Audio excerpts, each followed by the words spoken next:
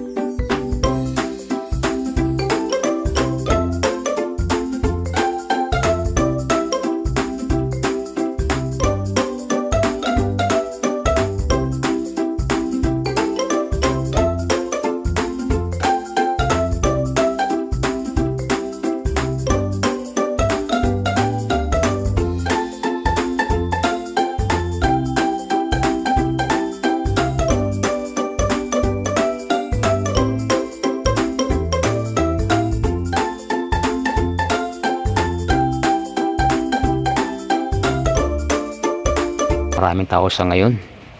Nag-aantay na lang sa tamang oras na maumpisahan ang misa na gaganapin dito sa loob ng SM. Minsan guys ay doon pinapapwesto ang misa sa tapat ng main door. Ito nandito naman sa kabila, malapit sa grocery.